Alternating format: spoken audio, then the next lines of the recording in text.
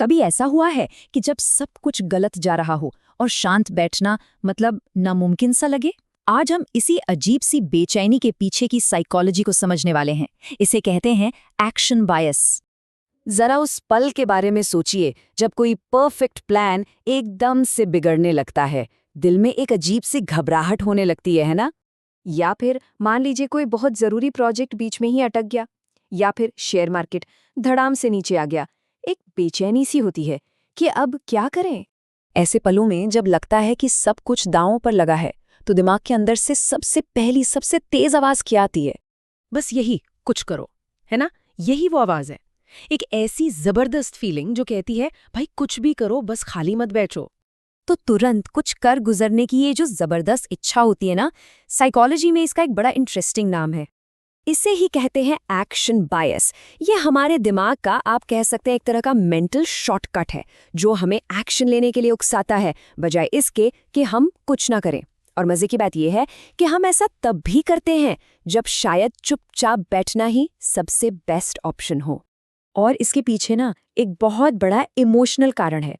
असल में कुछ करने से हमें एक फीलिंग आती है कि सिचुएशन हमारे कंट्रोल में है। एक झूठी ही सही, पर तसल्ली तो मिलती है, भले ही वो कदम कितना ही गलत क्यों ना हो। लेकिन सवाल ये उठता है कि हमारा दिमाग आखिर ऐसा करता क्यों है? हम शांति से बैठने के बजाय गलत एक्शन लेना क्यों पसंद करते हैं? देखिए, एक तरफ है एक्शन। एक्शन लेने से क्या होता है? हमें कंट्रोल का एक भ्रम होता है, एक इमोशनल रिलीफ मिलता है। मन में आवाज आती है, चलो मैं इसे संभाल रहा हूँ। लेकिन दूसरी तरफ है कुछ न करना, यानी इनएक्शन। इससे कैसा महसूस होता है? जैसे हम बेबस हैं, निष्क्रिय हैं। लगता है कि कंट्रोल हाथ से जा रहा है। और सबसे बड़ा डर कि लोग क्या कहेंगे, लोग हमें जज करेंगे। और बस इसी डर की वजह से हम अक्सर कुछ ना कुछ करने के लिए मजबूर हो जाते हैं। अच्छा, ये तो हो गई थ्योरी की बातें। चलिए अब देखते हैं कि असल जिंदगी में ये एक्शन बायस हमें कहाँ-कहाँ देखने को मिलता है। ये हर जगह है, सच में। इन्वेस्टिंग में देखिए, लोग लंबे समय तक होल्ड करने के बजाय घबराकर बार बार ट्रेडिंग करते हैं। लीडरशिप में मैनेजर बहुत निर्णायक दिखने के चक्कर में जल्दी जल्दी फैसले बदलते रहते हैं। हमारी रोज की जिंदगी में भी हम छोटी छोटी प्रॉब्लम्स पर तुरंत रिएक्ट कर देते हैं, बजाय इसके कि उन्हें थोड़ा वक्त दें। लेकिन इसका सबसे क्लासिक, सबसे जबरदस्त उदाहरण है स्पोर्ट्स में, खासकर गोलकीपर की दुविधा। तो चलिए इस आखिरी वाले को जरा करीब से देखते हैं। ये बहुत दिलचस्प है। तो सीन को इमेजिन कीजिए, पेनल्टी किक होने वाली है। एक खिलाड़ी बॉल के सामने खड़ा है। अब गोलकीपर के पास क्या ऑप्शंस है? या तो बाईं तरफ कूदे, या दाईं तरफ, या फिर अपनी जगह पर ही खड़ा रहे। लेकिन उसके ऊपर प्रेशर इतना ज्यादा होता है कि कूदने की यानी एक्शन लेने की इच्छा बहुत ज्यादा होती है। पर असलियत क्या है?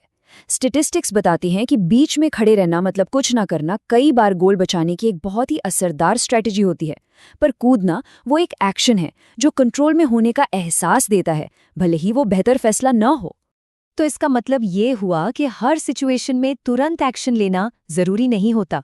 कई बार ये एक जाल होता है। तो अब बात करते हैं इस एक्शन बायस के तोड़ की, यानी जानबूझकर कुछ न करने की ताकत के बारे में। तो फिर इसका विकल्प क्या है? अगर हर बार एक्शन लेना सही नहीं है, तो फिर करना क्या चाहिए? विकल्प है स्ट्रैटेजिक इनएक्शन, मतलब सोच समझकर कुछ न करना। और इसका मतलब आलस बिल्कुल नहीं है। इसका मतलब है धैर्य रखना, सिचुएशन को ठीक से ऑब्जर्व करना, सही समय का इंतजार करना और फैसला लेने से पहले और जानकारी इकट्ठा करना। तो देखा जाए तो ये अपने आप में एक बहुत एक्टिव प्रोसेस है।